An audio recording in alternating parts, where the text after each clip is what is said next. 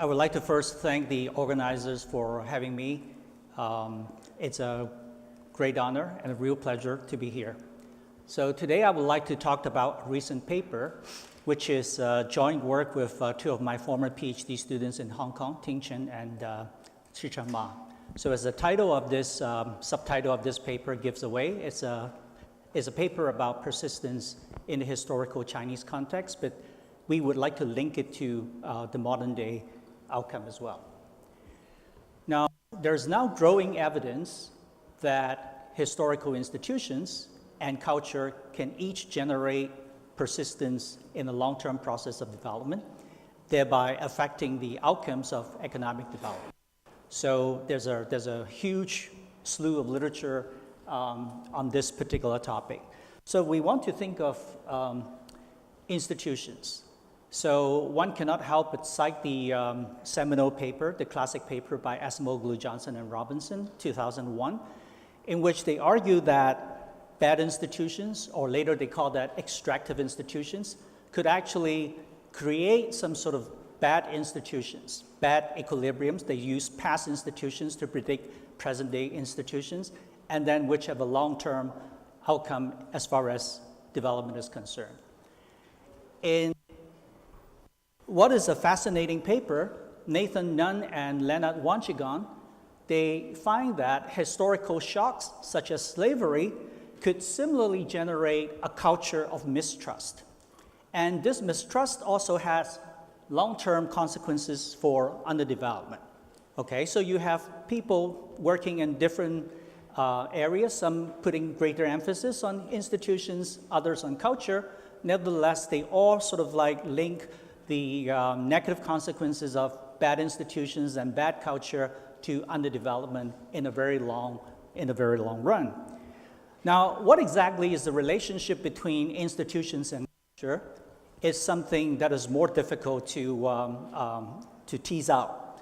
Okay, partly because, as Gerard was saying yesterday, institutions and culture, they tend to co-evolve, and in which case it's hard to tease that out from one another.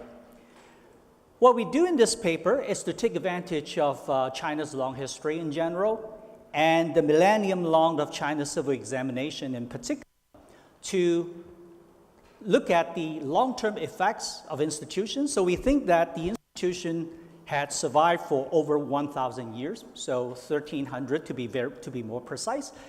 And in the course of time, because of the importance of this institution, which I'll elaborate in a minute, it sort of unwittingly created a culture. We call that Keju culture. Keju is a shorthand referral in Chinese for describing the civil exam system. So it's a very simple culture. It's a norm of valuing education. Of course, this norm is important because it actually offers very lucrative returns to people who manage to succeed at the civil exam. Okay? So the system, we could sort of think of a starting point as commenced in the Sui dynasty. So some actually dated back to the Han dynasty, but we have very little, very scattered historical evidence. So the Sui would be the starting point, and as you can see, it lasted for over 1,300 years. And then there was a huge fundamental consolidation that occurred during the Song dynasty, which is about 1,000 years from now. And after that consolidation, so not only male children of the aristocrats, because formerly it was confined to children of the aristocrats, but after the consolidation, so even people, even male children coming from a very common background could also participate in that particular exam. So it sort of became a very meritocratic system.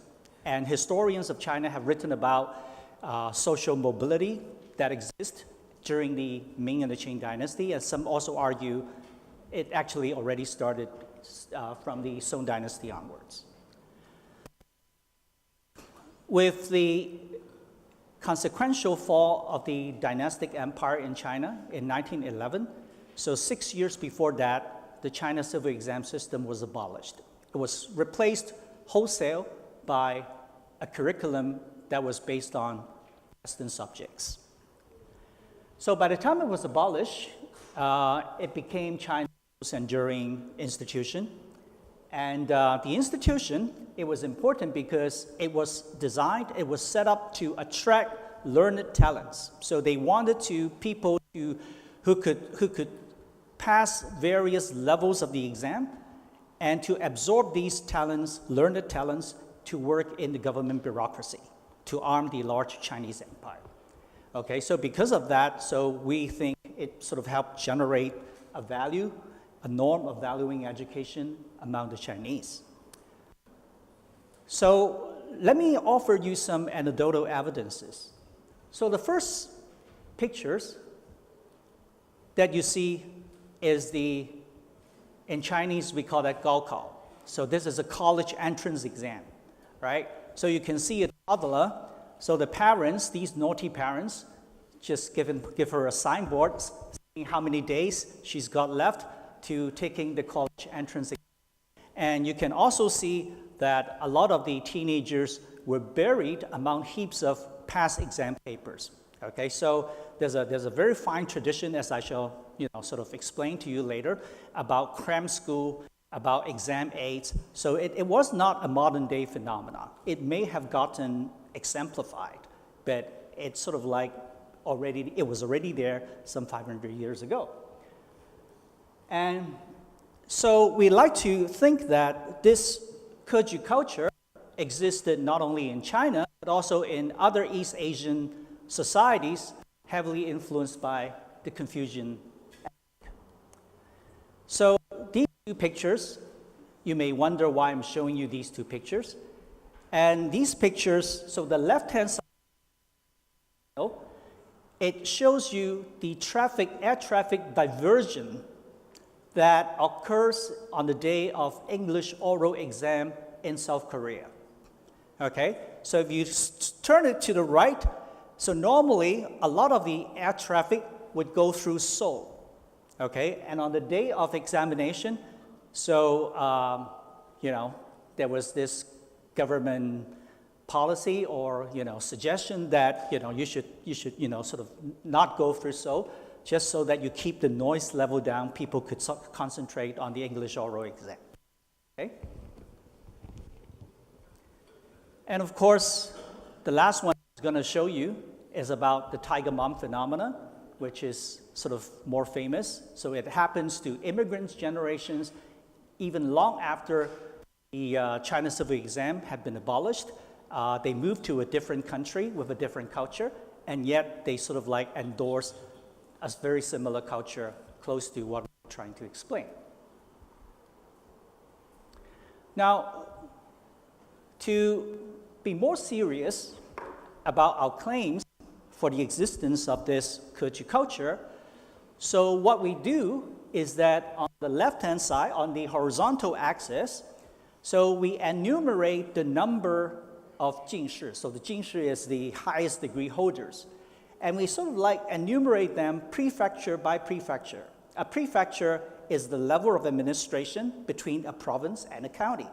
Okay? So it is sort of like showing you this is a region's historical success in past civil exam.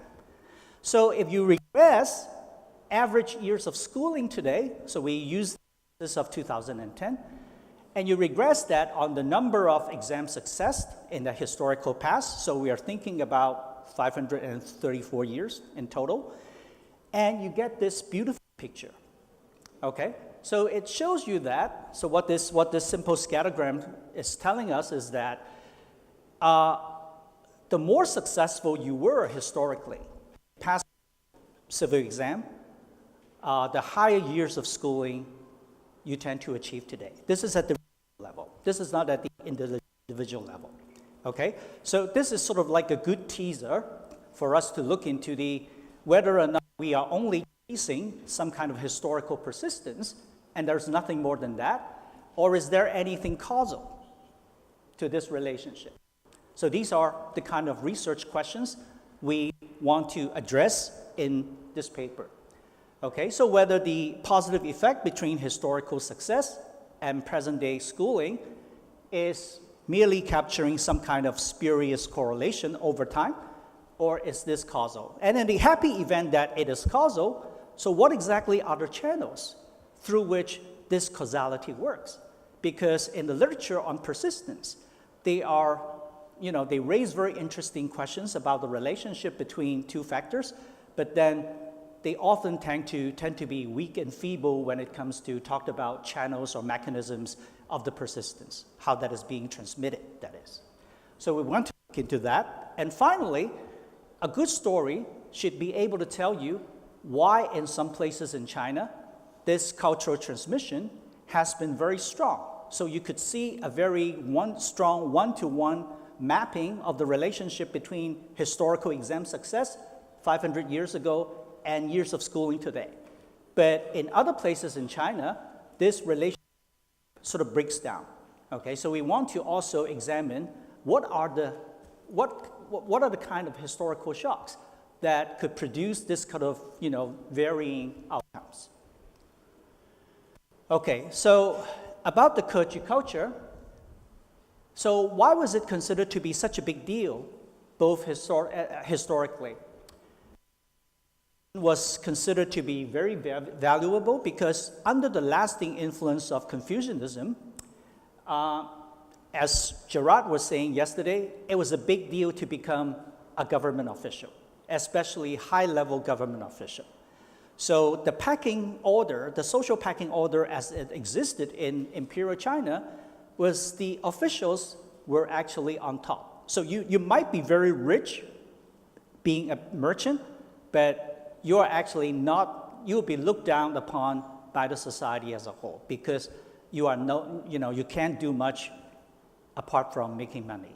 Okay, so in fact, if you could look at the Confucian packing order, the peasants were actually ranked above the merchants. The peasants ranked above the artisans, the industrial workers, and then the artisans ranked above the merchants. So in any case, the latter three categories would be considered by Chinese historians as commoners. In other words, they come from a background whereby their parents, their grandparents, have never achieved any degree of exam success before. So you could see that in the historical past, the defining feature of success is actually to pass the civil exam. And civil exam was the only way of becoming an official. You cannot say, my father has a lot of money, can I become an official? Well, in most cases, the answer is no. So this is a graphical illustration of the hierarchy of the examination. So if you start from the bottom, so you're a commoner, meaning that your father had not achieved any degree, your grandfather, and your great-grandfather, and so forth. So if you started out as a commoner, regardless of your occupations, you had to achieve 3 different levels of exams.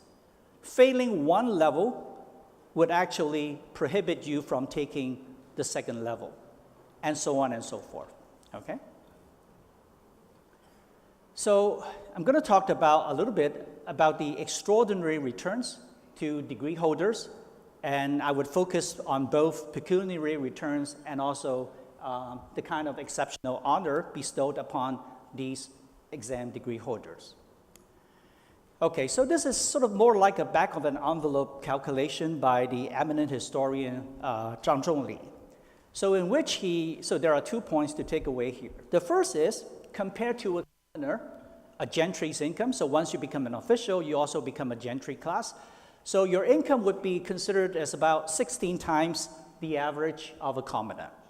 And it would be wrong to think that salary income was the only source of income for officials in Imperial China. So if you look at the other sources of income for these people, you might, the very word might pop into your head, and that's corruption, right? But in the old days, that seemed to be fine. So you could be providing a lot of consultancy services. Landlords would be eager to provide you with some land in the hope that, you would be able to provide some exchange to them, provide some favors to them in the future. They could also be running a lot of shops, ranging from jewelry shops, pawn shops, and so on, okay? So if you take that together, the income is like, so many more times the average earned by commoners. So there's very strong urge for people to become successful, not least of which because it offers really lucrative returns the higher the level of officialdom. Now, what about honorific, recognition? So we discover from the work of historians that there exists a variety of ritualistic community recognitions, and these is not, you may think, okay, so these are intangible stuff, right? I can do without the honors. But in the imperial historical context, these things are actually as real as the money. First of all, if you became the jinshi, which is the highest level, so you would be included in the local gazetteer, in the provincial gazetteer, not to mention, genealogy. So these Chinese characters you won't be able to read, but I can assure you that the name of a jinshi would be written in one of these things.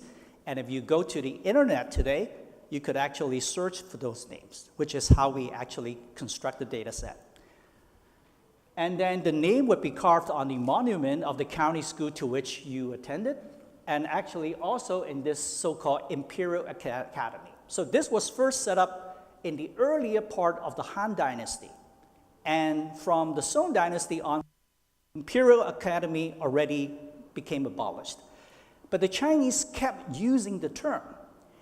Go to Beijing today, if you go to Haidian Road, which is near Peking University, you would actually still find the names of the jinshi being carved on the monuments of this so-called Imperial Academy.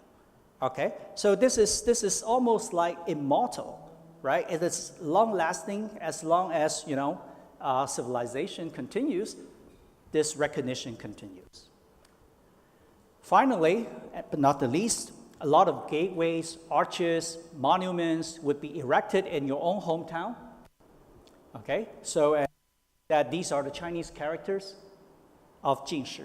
Okay, and this is sort of like a hall of fame. Okay, so if a place was producing monumental halls. Okay, so let's move to the empirical results. Okay, so this is presumably what most people are interested in. So we constructed a sample that consists of 278 historical prefectures. Okay, and so this span across two dynasties, the Ming dynasties and the Qing dynasty, and we sort of matched them to modern-day municipalities, which consists of 272 of them.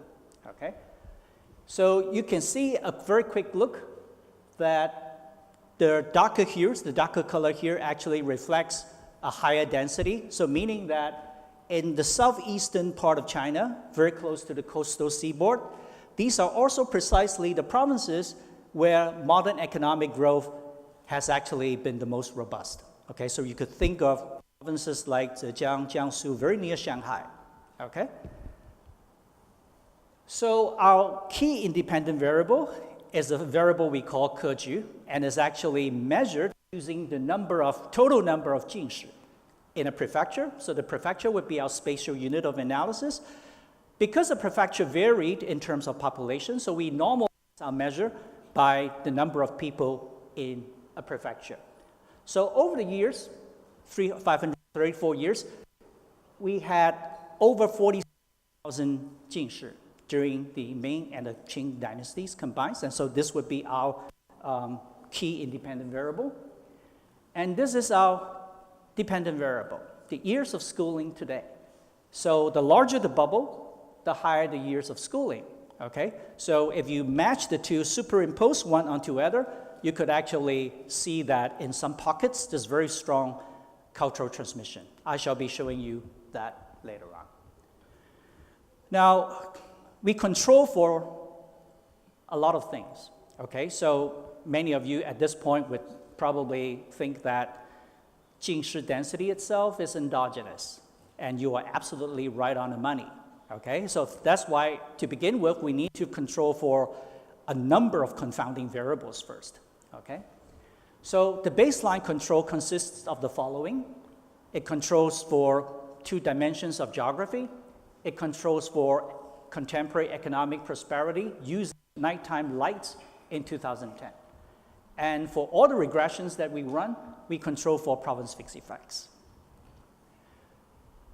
And there are additional controls, and most of these are historical controls. So we control for the typical proxies of economic prosperity, urbanization rate, population density. In addition, we also control for whether a prefecture was considered by Chinese historians as designated commercial centers, because commercial centers are arguably more economically prosperous and active. And we also control for agricultural suitability. Okay, so we want to look at whether or not a prefecture is more suitable in terms of cultivating different kinds of crops and therefore might be associated with prosperity as well. And in this particular vein, we are actually using the Caloric Agricultural Suitability Index developed by Odette Galore and Omar Ozak. So the work of Angus Deaton and more recently Esther Duflo have sort of like informed us that educational infrastructure is actually of pivotal importance to educational outcomes. So for that purpose, we control for two historical infrastructural factors. The first is something called the private books collections. So when people succeeded in the exam, they might actually started, they went back to the hometown and they sort of like set up their own private libraries. So I don't want to use the word library because that may actually confer the meaning that you could actually go into the library and check out books. But this is really more for personal connections. And of course, if you are closely related, if you are of the same clan, as Gerard was saying yesterday, then you may actually have the privilege of borrowing owner. But in other cases, it is just for, it's one's personal collection. So the merchants may actually also be interested in investing in that. The second educational infrastructure is the Confucian Academies. Now, each prefecture, the government would actually run their own public academy. But education was largely, so it is interesting for those of you who are not familiar with Chinese history, that in Imperial China, education was actually financed primarily by private endeavors. Okay, so in places where there were a lot of, sort of successful scholars and the merchants, they would actually be very interested in investing in these Confucian academies. So these are some of the pictures which still exist. So if you go to these places today, some of these architecture still stands.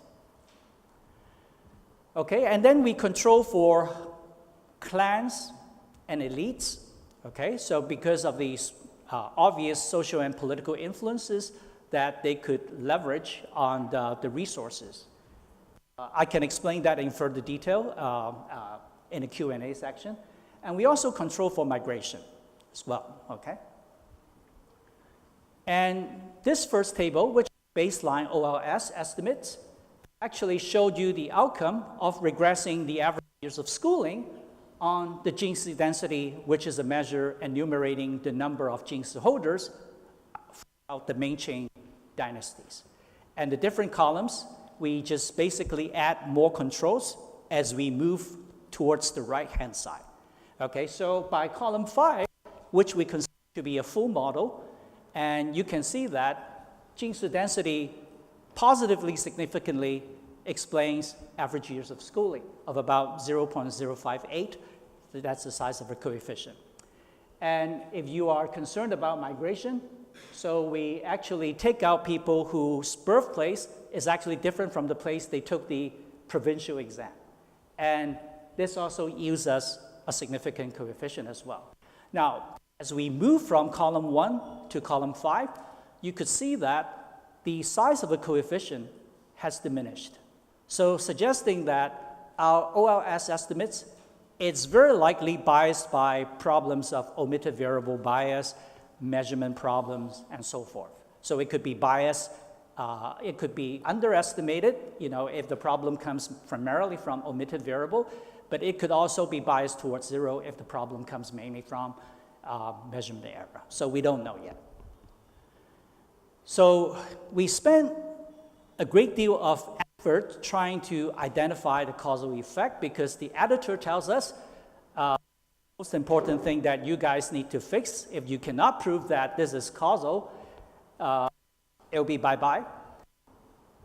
Okay, so here's how we think of the identification strategy. Now, historians of China sort of tells us one thing. If you want to succeed in China Civil Exam, access to books are important. And what they meant is not just access to textbooks. So because, usually the questions would be taken from the 4 books and the 5 classics written by Confucius himself, so the textbooks itself is important. Now, reference books are important as well because they actually tells you how to, whose interpretation is different from, someone else. And you really need to find out all the nuances of these interpretations. So access to not just textbooks, but a large clusters of reference books. So you could sort of think of these as exam aids in the modern day concept, became very crucial. And the problem is overland transport was actually very difficult in Imperial China. It was also very costly. So access to these reference books, they vary enormously across China.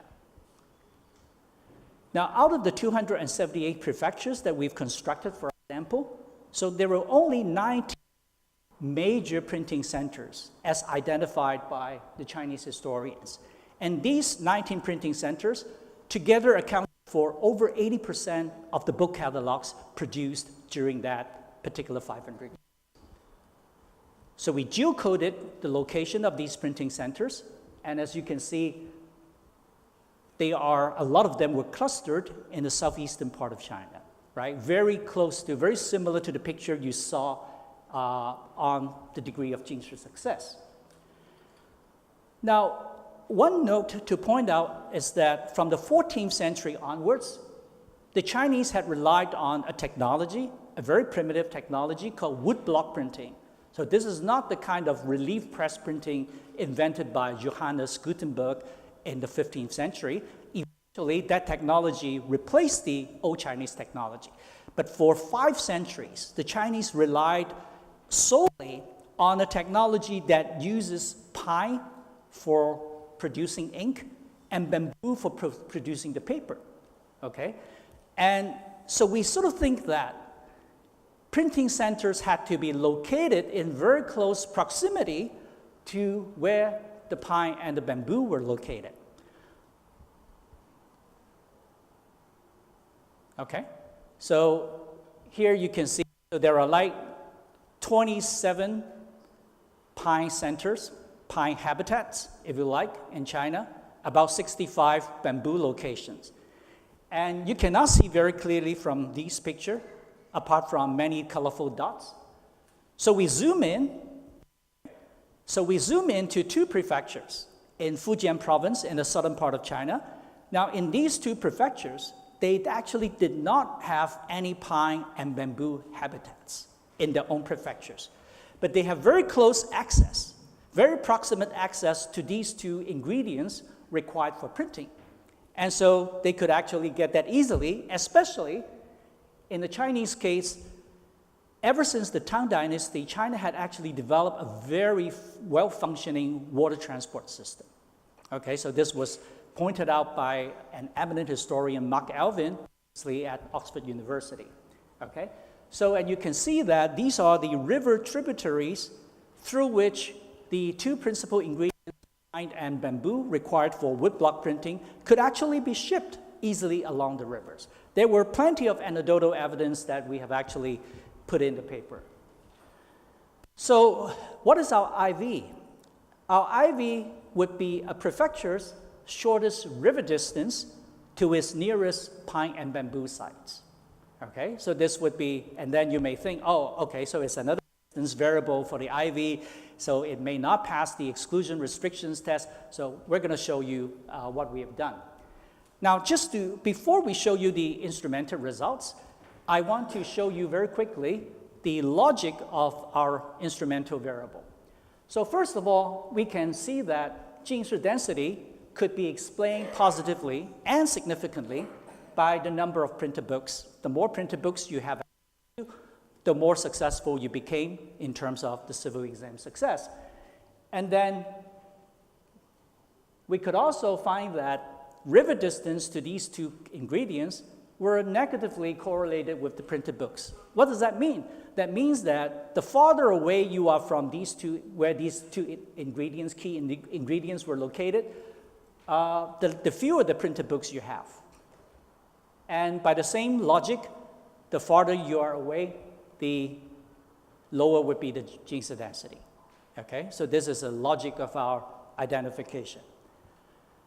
Now, of course, we're not going to move to the instrumental results just yet because we want to address the concern that the locations of pine and bamboo, which is our IV, may actually have a direct bearing on human capital outcome today through the printing channel. Okay, so we want to rule that out. So in the first place, we want to point out the very obvious fact that these are natural habitats. These are not commercial plantations exploited by the printing merchants. Okay, so, and if you think of the long growth cycles of especially pine, which takes up to 30 years to become matured for use, then it's almost like, you know, most of the merchants wouldn't have that sort of long time horizon to wait, you know, for the pine to grow and to use it. So the geographical location of the pine and bamboo habitats itself is fairly exogenous to begin with. And we also want our IV to be totally uncorrelated with a wide gamut of historical correlates, including the contemporary nighttime light measure. So economic prosperity is what, you know, is really an enemy of empirical economists. All of us who do empirical works, you know, just that whatever you come to identify is correlated with economic prosperity. Okay, so this is precisely what one of our reviewers pointed out. I bet, you know, printing centers are endogenous. So we agree with the fact that printing centers are endogenous. That's why we turn to pine and bamboo location. So some of these are conventional measures of economic prosperity with the likes of population density and urbanization rates. But we also make use of the more specific measures in the historical context of China. So we make use of commercial centers designated by the Ming and the Qing historians. We also picked out whether a prefecture specializes in the production and export of China's two main export items, namely tea and silk. So if you happen to locate it in prefectures specializing in the production and export of these cash crops, then we might be in trouble, okay? So we want to test how robust our identification strategy really is. And so what we've done is to regress all these, you know, things that worry us on our IV, namely the river distance to pine and bamboo. As you can see, none of them actually correlated, okay? So this is something that takes us a huge relief of our burden, of our minds. And then you may also want to think about agricultural suitability. So a prefecture that is sufficiently close to where the pine or bamboo is located may actually also enjoy some superior suitability in terms of cultivating different kinds of crops. So what we do is to include two China's staple crops, rice and wheat. We also include tea and silk. We also include the two most popular New World crops, maize and sweet potato. And we also, you know, sort of control for variations in climatic conditions and also terrain ruggedness. So, and here's the result. Okay, so as well, you cannot see any positive or significant correlation between our IV and a whole host of suitability variables. So when I was presenting this at Berkeley, a good friend, Hans-Joachim Wolff, thinks that, you know, you're over controlling, and my response is, you know, I you would be reviewer, because no reviewers actually ask you to, lower your standard of control. So he thinks this is too good to be true. So finally, we also control so our variable is a distance measure. So we also control for other distance measures. So we want to correlate between distance to pine and bamboo with distance to the commercial center, distance to tea and silk centers, and distance to all these things. And in addition, we also correlate with distance to large cities and political capital using different measures. And voila. So none of these correlate with IV, okay? Now finally, you may want to worry also that this old technology may have a lasting effect on human capital outcome today. But that is not the case, because ever since China was defeated at the Opium War in 1842, a lot of new technologies actually came in, amongst which the new printing technology based on lithography and relief press printing introduced by Johannes Gutenberg was actually, came to replace the traditional woodblock printing. Two salient points about this new technology. In the first place, they no longer relied on pine and bamboo, okay? They're using totally different ingredients for this particular technology.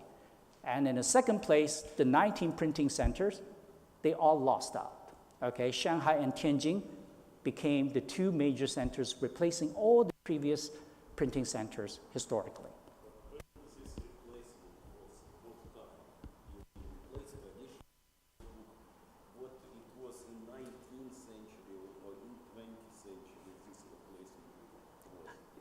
Around the beginning from the mid-19th century.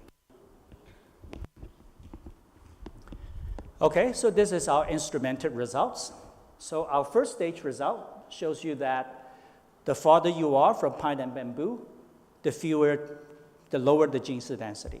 Okay, and our F-test is fairly robust, suggesting that this is by no means a weak instrument. And if you look at the second stage, the predicted value of Jinshi density positively and significantly explains average years of schooling today, okay? Now, you may also feel that our variable, our IV, distance to pine and bamboo, may be picking up the effects of trade and commerce because of the river tributaries embedded in these systems. So what we do is to control distance to major navigable rivers in China as well, okay? Just to rule out that effect. And you can see that even after controlling for that, the significance remains, and in fact, the coefficient is even a little bit larger. So this is a log-log specification, so you could sort of interpret that in percentage terms. So a 1 percentage point increase in Jinshi would lead to a 0.082% increase in average years of schooling in 2010. So a more intuitive way of thinking about the relationship is, if you have an additional Jinshi in your prefecture, normalized by 10,000 people, it's an increase in 0.7 years of schooling. So is that a big deal? It is a big deal. So if you look at the United Nations report that came out in 2010, it finds that the difference in years of schooling between middle and lower income countries as a group is about 1.4.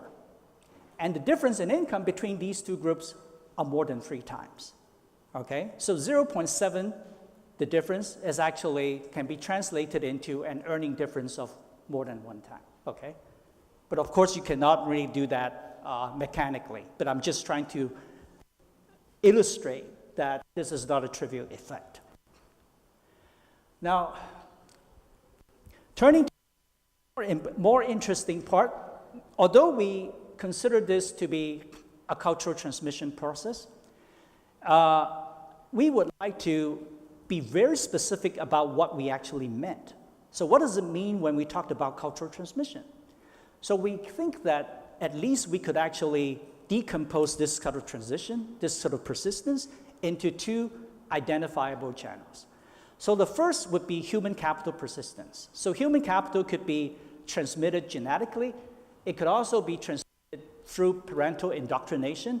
It could also be aided by parental input.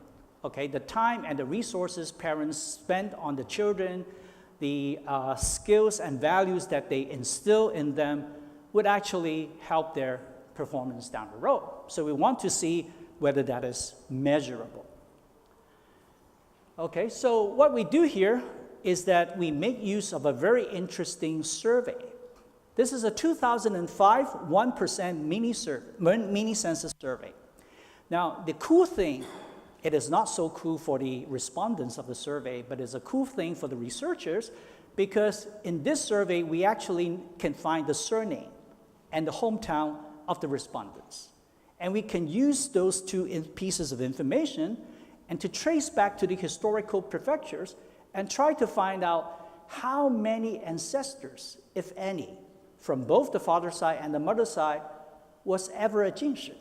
So we could actually construct a variable of, educated elite families transmission over time. Just to give you an example. So this Kong is my surname. So in my own historical prefecture, there were altogether 9 jinshi, okay, from where my parents, grandparents were coming from. And if you look at the current prefectural population today, it's about 30,000. Okay, there's a typo there. So a very simple calculation would give the density of 0.003. So we could actually make use of this information to sort of like tease out the importance of ancestral transmission of human capital over time. And these are the results. Okay, so column 1 shows you the effect of jinshi density without controlling for anything except for provincial fixed effects. But from column 2 onwards, we control for what we call patrilineal, matrilineal jinshi ancestors. This is a measure of how well your ancestors in the Ming and the Qing dynasty did in the civil exam. So we want to see, if we, after controlling for that, whether the jinshi density measure remains significant, because that is what we consider to be a measure of culture, right? So we want to control for the identifiable human capital effects that's transmitted from one generation to another through many generations. And in column 3, we further control for parents' years of schooling, which is available in the census. And in addition, in column 4, we could control for the parents' income, which is also available in the census, and also real estate property, which is a big deal in China. So even after controlling for these different things that may confound our results, so we discovered that human capital persistence is clearly a channel of transmission, as you can see from here. But jinshi density, it's also, which we use to measure culture. So these are the 2 identifiable channels. I'll have more to talk about culture. Okay, so I'm grateful to Gerard for talking about clans yesterday, so I don't really have to spend a lot of effort today. So basically, clan existed for the purpose of providing public goods to people closely related to each other, often people sharing the same surname, living in the same vicinity, and so forth. Okay, providing public goods, social safety nets, and all that. So we construct the variable based on whether or not the individual in the survey actually happens to, sort of come from a place with some sort of genealogy. So genealogy is very important. If you happen to be in a rich clan, you would have a genealogy, you would have a more detailed genealogy, you would have a revision and further revision of genealogy over time. So you can see that the interaction term between jinshi ancestors and clan shows that for the father side, clan actually has an additional effect in transmitting this sort of advantages over time. Not on the mother side, because China was still pretty much a patriarchal society. And culture still matters, okay? So how are we going to identify culture? So I'd like to quote a saying from the famous philosopher Bertrand Russell in relation to China's civil exam. So he said, at any rate, for good or evil, the examination system profoundly affected the civilization of China. among its good effects were widely diffused respect for learning. Okay, so we want to see whether this is actually, that could be empirically borne out with numbers. To do that, we make use of several surveys that address the following questions. The first is, do you regard education as the most important determinant of social status? Okay, and then we could sort of like regress this on Jinx density to see if there actually is a positive significant relationship. And then a second, which is a follow-up question, asking, do you prefer your government to prioritize spending on education among a very long list of public expenditure variables? And you can see that there is a Keju culture.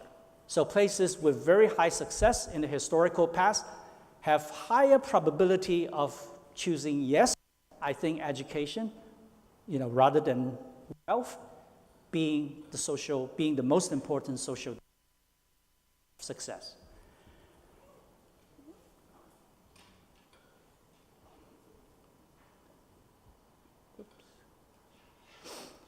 We also use a third survey. The good thing about the two surveys is that they asked the same questions, but they were directing at different audience. So the CGSS is a China social survey. It was directed at the general public, whereas the other one is a Beijing student, university students, panel studies. So you could sort of think of that as representing the upper tail distribution of human capital. And both groups of respondents basically, sort of give very consistent answers. Now, to go beyond that, we also make use of a third survey who asked the questions in a different way. The question was worded differently, but the purpose was basically the same. How many years of schooling did you expect your child to receive, ideally? And then the interviewers were also asked to evaluate whether the parents had provided a good learning environment for the children. And you can see that this is also showing up significantly correlated with Jinx density.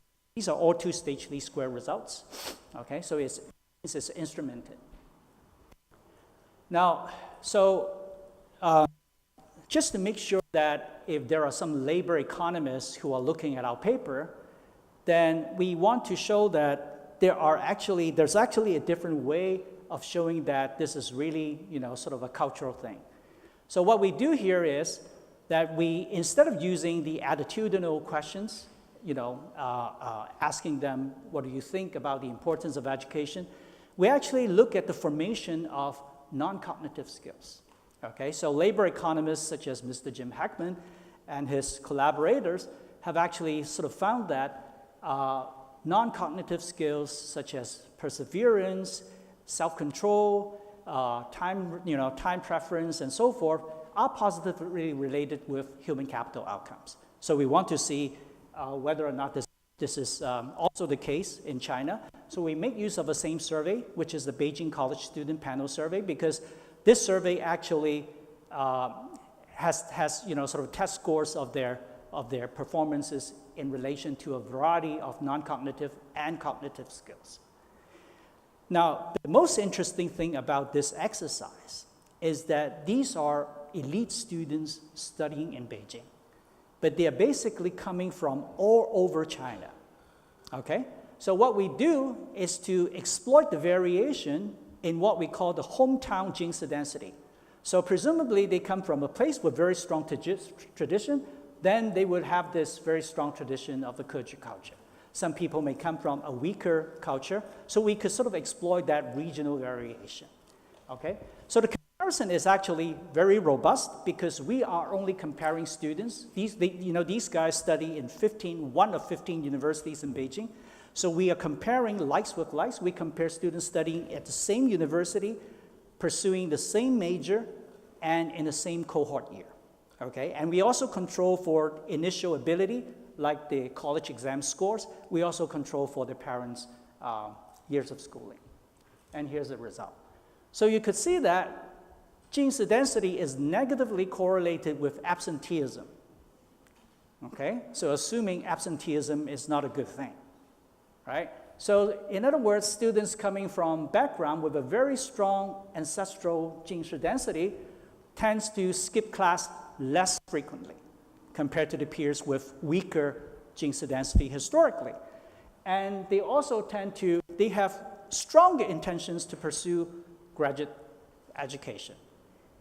And then we can see whether these non-cognitive measures are actually correlated with cognitive skills, and you can see that they are heavily correlated with class ranking and with the English college test. And this is a test that all students in China must pass in order to graduate.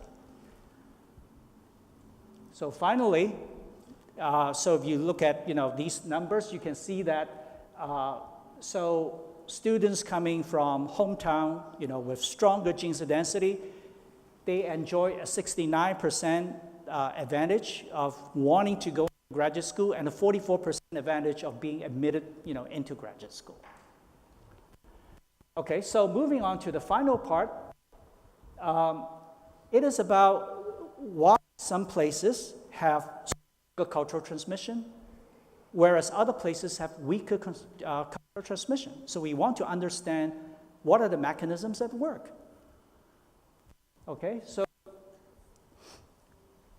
this is a graph where we superimpose the average years of schooling onto the historical Jinshi density.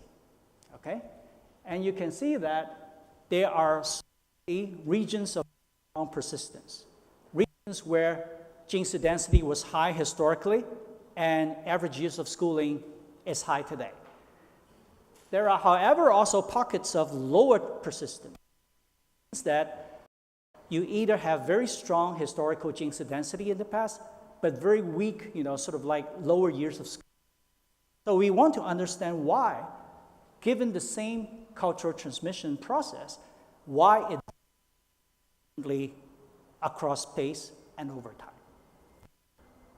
To do that, we want to make use of 3 historical shocks. Okay, so let me briefly explain what they are to you. So the Taiping Rebellion occurred around the mid-19th century. It was chosen because it was the largest peasant rebellion, if you like, one way of thinking of the Taiping Rebellion, and with a massive casualty of ranging between 50 to 73 million people died as a result of that. Okay, historians still debate about the actual magnitude, but this is not our concern here.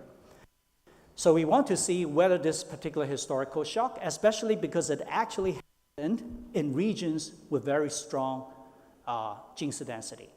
The Taiping Rebellion occurred predominantly in the southern part of China.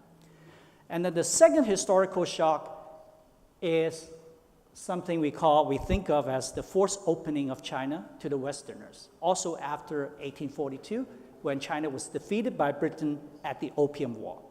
So a lot of Western powers, so China was forced to sign a number of treaties or treatises, and then allowing different occupations of people.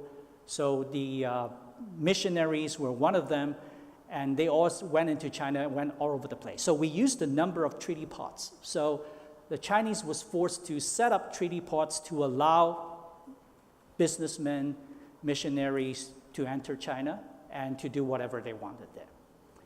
Finally, we want to use a more contemporary historical shock. So most of you here must have heard about the Cultural Revolution in China, which broke out in 1966-67.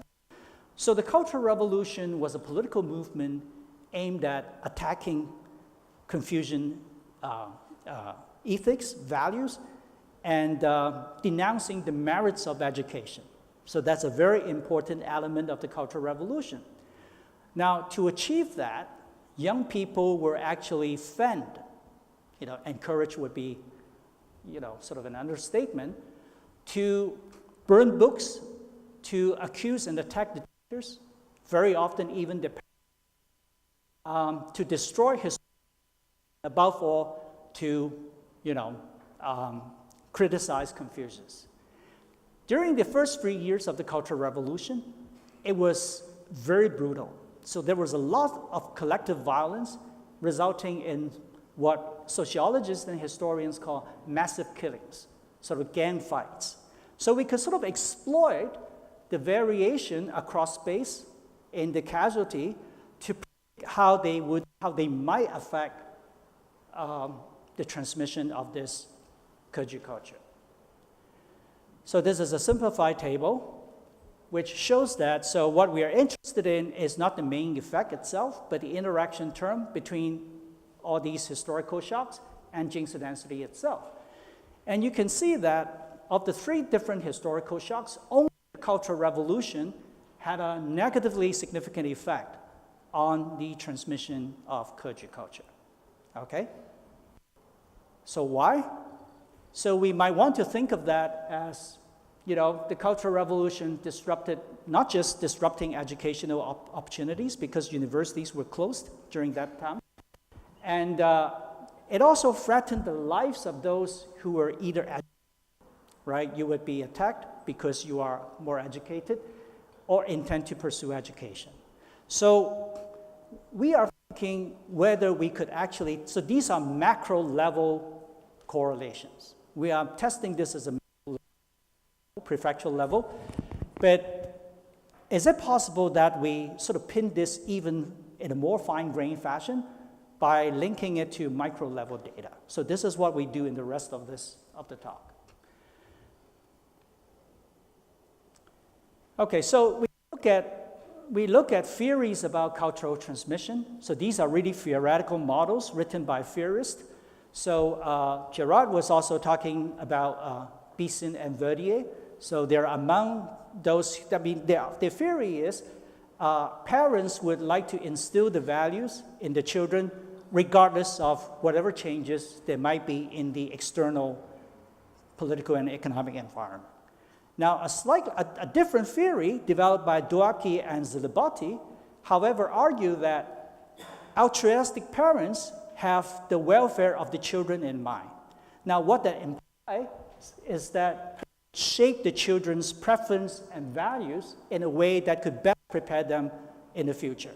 So you could sort of think of this as, now, if these guys always place a very great value on education, now comes the Cultural Revolution, which tries to denounce the merits of education. So the empirical question is whether parents may actually try to protect the children by changing their investment strategy, by not sending them to school.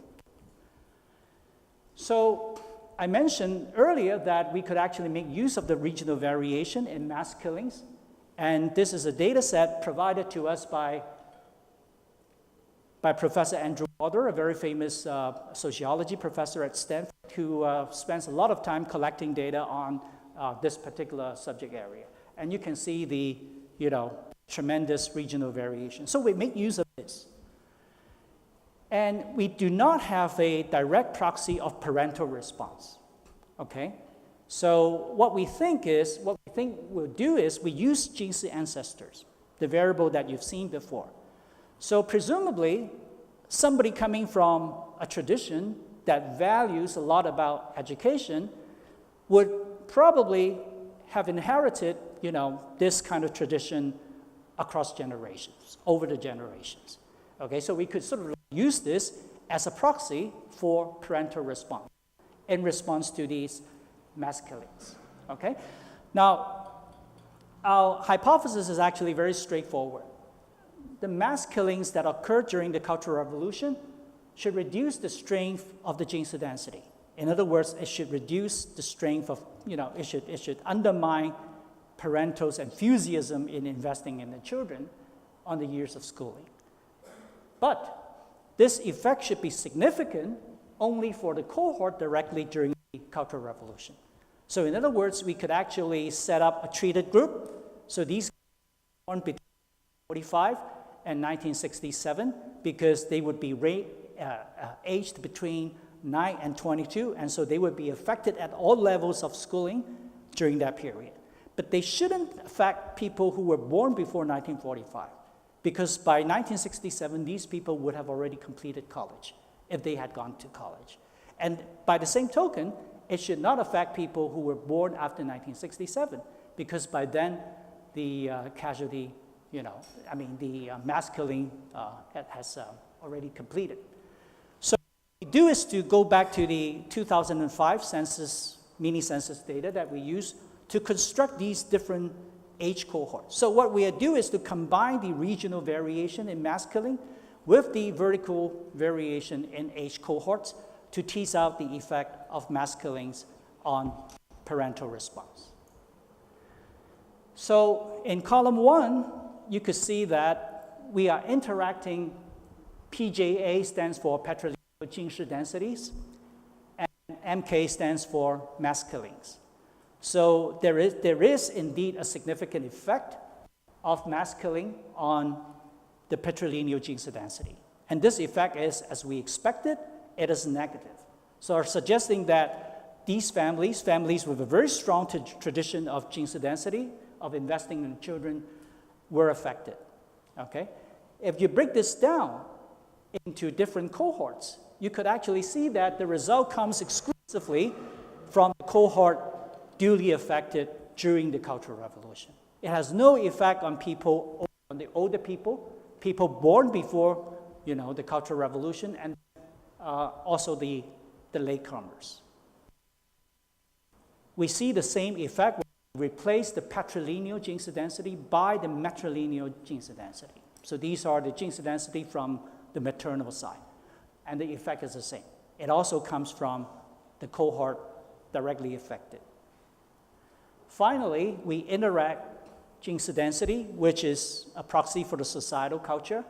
So what we find is that the culture during the cohort during the Cultural Revolution was significantly and negatively affected, but the cohort who were born after the Cultural Revolution were also negatively and significantly affected. So perhaps we don't have a good explanation. So one conjecture is that at the societal level, it may actually be taking longer than the educated elite families in responding to changes in the external environment again, okay? But this is merely a conjecture. Okay, so I'm ready to conclude, slightly over 60 minutes. In this paper, what we do is we use China's Imperial exam, civil exam as an example, and we want to examine the effect of an institution that had persisted over a long time and a culture that it generated or created, affecting contemporary human capital outcomes. So specifically, we find that prefectures having produced more jinshi, and we've actually also collected the data on the second lower level. We have data over 270,000 observations for the jiren. We ran the same regressions, we got the same result, but we still want to stick to the jinshi variable. So we find that prefectures with greater density historically have predictably higher human capital outcomes today. And I hope I have sufficiently convinced you that this process of cultural transmission is taking place through two channels. One would be the human capital channel, however defined, and then the other would be the culture channel.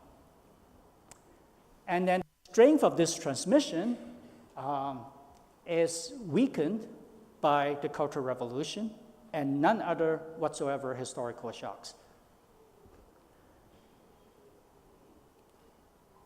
As a result of wanting to protect the children, altruistic parents reduce the usual emphasis on their children's education during the Cultural Revolution. So this is a more fine-grained, micro-level evidence. Thank you.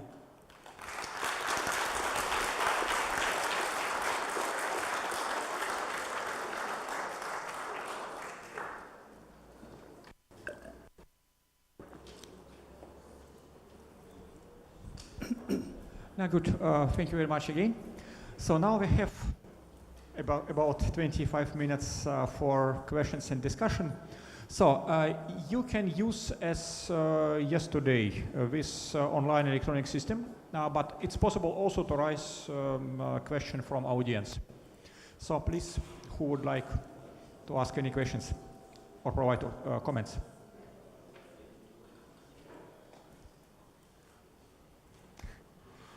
Yeah, please.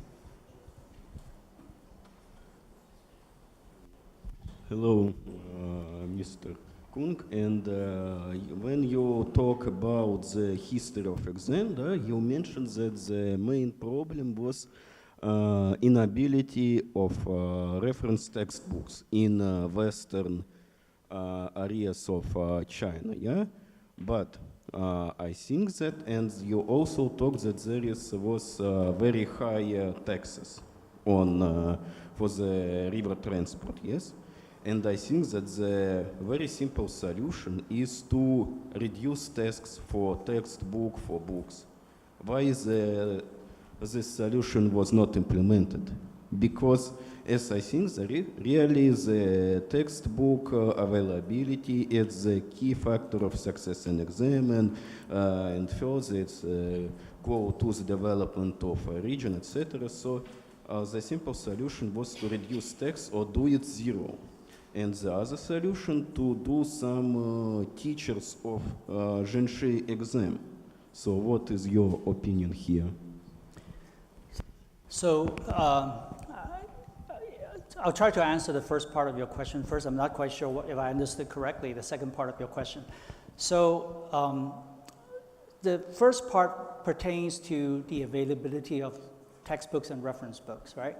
So historically, my understanding is the government-sponsored academies, they would provide textbooks in the academies. But if you want to procure your own personal copy because you want to study at home instead of studying, at the academy, then it was your personal responsibility. So you had actually to obtain the book yourself.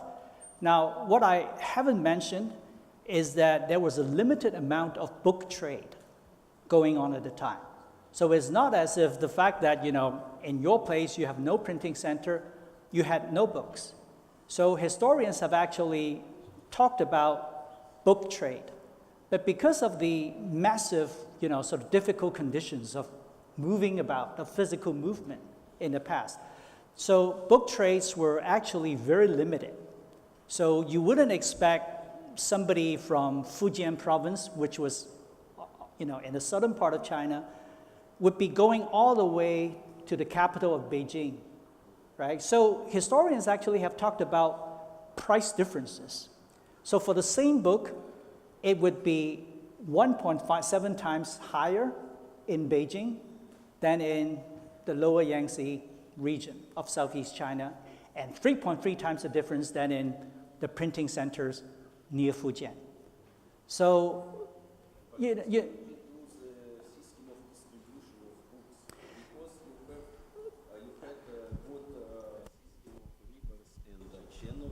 So it's some government program to distribute books all over the country. So as I mentioned just then, I think so education was to a large extent a private endeavor. So the government only makes sure that the schools that they sponsor have the set of books there, right? Whether or not people could actually, it's not, there's no photocopying at the time. So you cannot make multiple copies and let students to bring home. So students, if they want to have their own copy to study at their own leisure, then they will have to, sort of go to the private book market to buy it.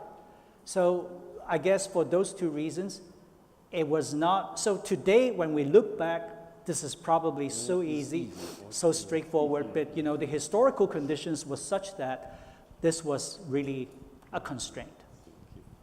Thank you. Thank you. Yeah, we have two more questions here. You can read and answer. And colleagues, password for this online system is 4054. Yeah. Okay, I would like to talk about corruption. So in the revised version of our paper, which I hope will be, I'll be able to upload by the end of next week because that's also the deadline for our resubmission. I've actually spent one paragraph talking about how relatively free of corruption the China civil exam system was. Now, just to give you a couple of examples. So all the scripts, all the exam answers would have to be hand copied by professionals, okay? So that the examiners won't know who they are examining, okay? So the handwriting would be identical from one script to another. And each of these scripts would have to be read by 8 examiners, okay? So unless you're able to buy all 8 examiners, okay, which is not easy, okay? So the system actually has some built-in properties to prevent this sort of fraudulence from occurring. And at the highest level, okay, if you were lucky enough to go, all the way to the national level, an examiner who got caught in favoring a student for what is an inferior answer, you know what's the maximum penalty? It's death penalty. It's death penalty. I'm not kidding. Okay? So, what it is. Okay.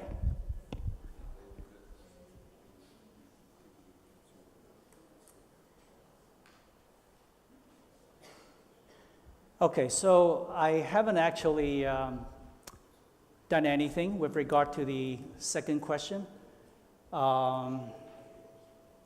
Although it seems to me to be a logical extension to explore the second part of the question, now that we actually have the micro level results, but we haven't actually made use of a lot of the census data yet. Okay, so I think this is maybe whoever is asking the question, maybe you could do that. I already have a lot of projects on my hands, so, but that's a very, sort of logical extension. John?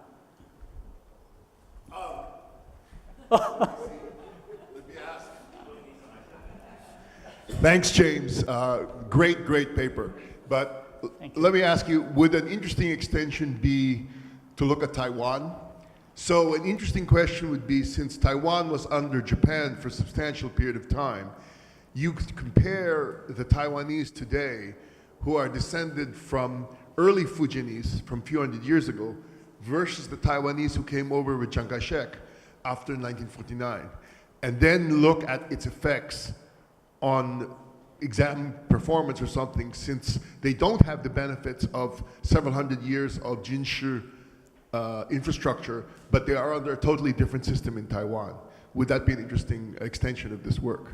Well, absolutely. I mean, this is just the beginning of something where we find this persistent story to be very interesting and understudied, because when you look at the literature, these are great papers by Acemoglu, Johnson, Robinson, Nathan Nunn, and all that. But invariably, they look at Africa, and Africa just sort of in comparison with China, probably China has, sort of a longer history and sort of richer institutions, and as a corollary, there would be more cultural issues in relation to institutions to explore. So I think Taiwan would actually provide, an interesting extension. So I don't know about how colleagues from South Korea might think. So because South Korea also actually had one time had this China civil exam system, and they were actually using exactly the Chinese characters. Okay, so that would actually also be an interesting extension of this.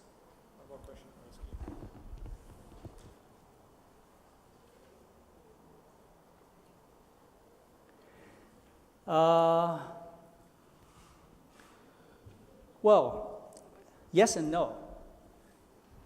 I guess, if you happen to be born in a family with a very learned mother, okay, so your mother would not be able to participate in the exam, but her brothers, your uncles, would definitely be able. So if you happen to come from a family with both mother and mother, sort of being very learned to the civil examination.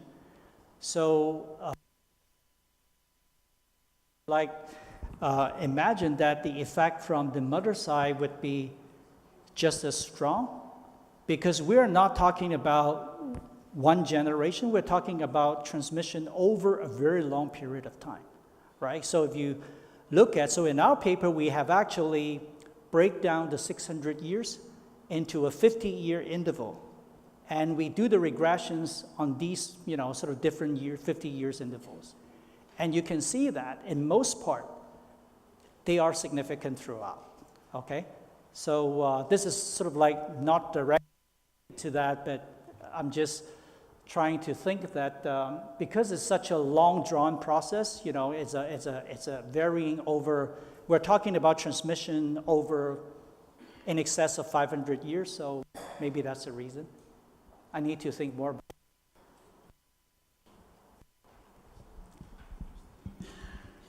it. Why did Jinshi not succeed in propelling China forwards in the 19th century, at the end of the 19th century and beginning of the 20th century? Because, all these, in capital formation, in human resource capital formation, because all the people were learned, they were there, and still it didn't work. So were there other skills that were not captured? So the question is, it succeeded in building up a pool of very strong human capital. So why didn't China transform economically? Why did China not go through the Industrial Revolution, for example, right? So these are actually criticisms made by a very famous sinologist by the name of Joseph Needham. So, this is sort of like later being called the Needham puzzle. So there are many answers to it. I'm not sure which one is actually best. Made by Mr. Needham himself is that the Chinese are very clever people. Of the civil exam system sucks big time, right? So the Chinese were made to sort of memorize, recite all these 8 late essays, all these things that actually do not have anything to do with, sort of run an economy, how to organize economic activities, and so on and so forth.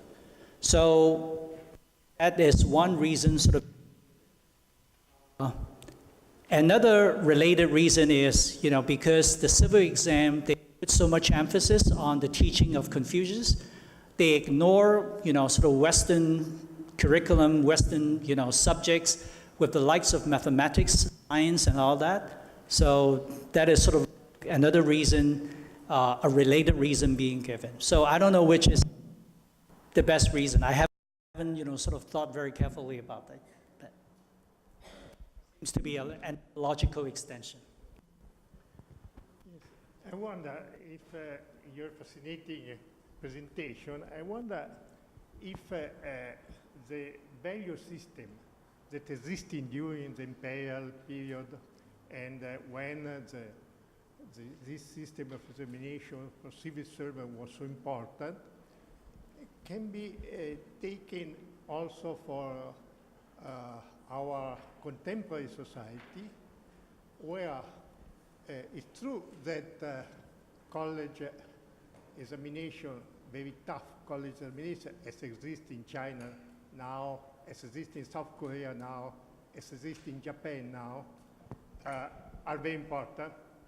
But the value system is changing very much vis-a-vis ancient time, and also in South Korea and Japan that I study more, vis-a-vis the changes that has taken place since the 50s up to now.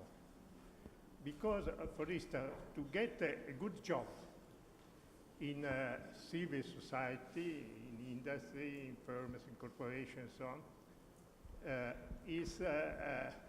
is less important now than it was in the 60s and the 70s in Japan and South Korea.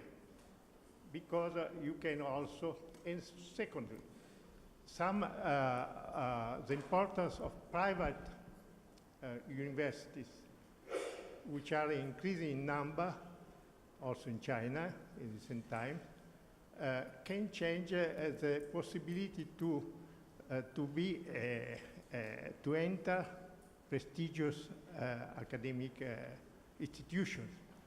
And maybe people coming from each family have a more easiness to enter this institution, even though this is a tough examination also for them.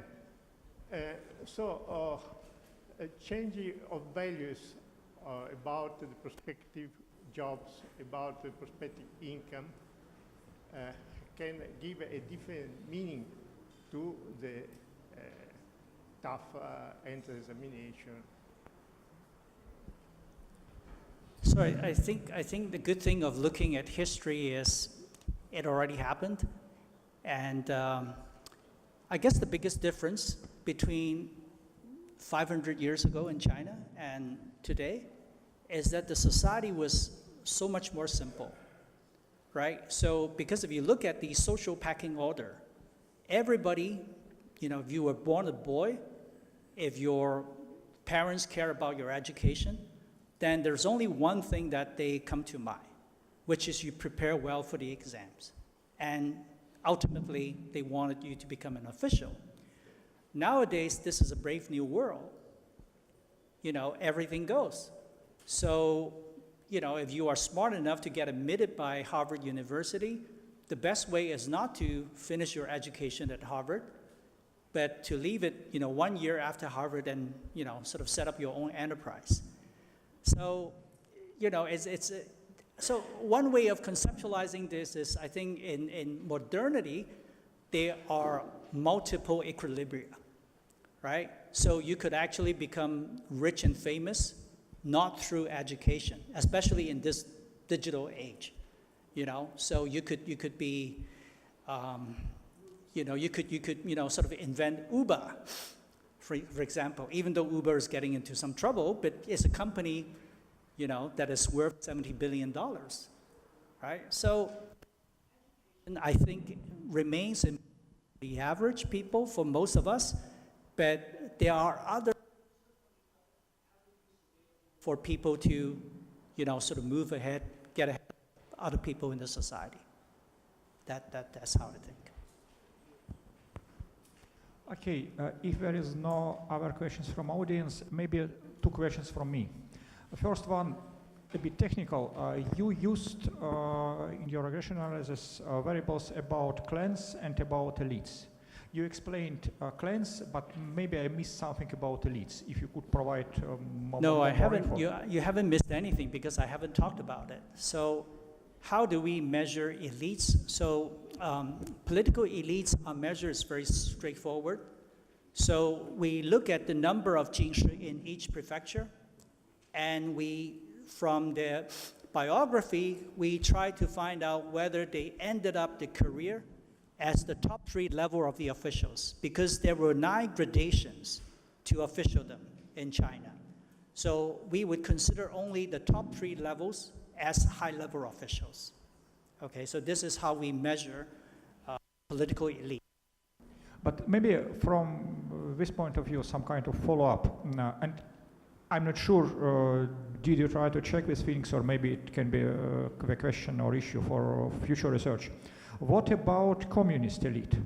Because in my opinion, communist elite, because it was some changes in elite after the revolution. And I suppose that these people came to power after '94, yeah? They had a bit different background, maybe, comparing to people before. And maybe some information about origins of these people, their cities where they were born, and so on and so on. Could be some additional potentially interesting variable. Because I understand that you used the Cultural Revolution in a very detailed way, but I think overall impact of communist regime was not only about Cultural Revolution. And again, no, actually, maybe there are some kind of similarities with Soviet Union, because it was also very strong change in elite after this revolution 100 years ago in Russia. So our present paper is actually already very long, exceedingly long. And so you could actually suggest why are you using those 3 historical shocks? You could have used other historical shocks, and I totally agree. So, but we're going to resubmit the paper next week back to a journal, and I'm anxious to see what the editor has to say, because we have been adding so much more, because you have 4 reviewers and plus 1 editor who also has his own opinions. So you keep adding things. So the paper has become something like 50% longer than our initial submission. So I'll be interested to find out, what the. So of course I agree. You could sort of like put in. But I would think, Cultural Revolution may be sort of picking up the extreme effects of communism, right? So communism maybe per se does not have such a strong effect in negatively affecting the cultural transmission of this particular thing. So thank you very much again for a great presentation. I think it was interesting discussion. So, and now I think we can move to lunch. Okay. Yeah, thank you very much. Thank you.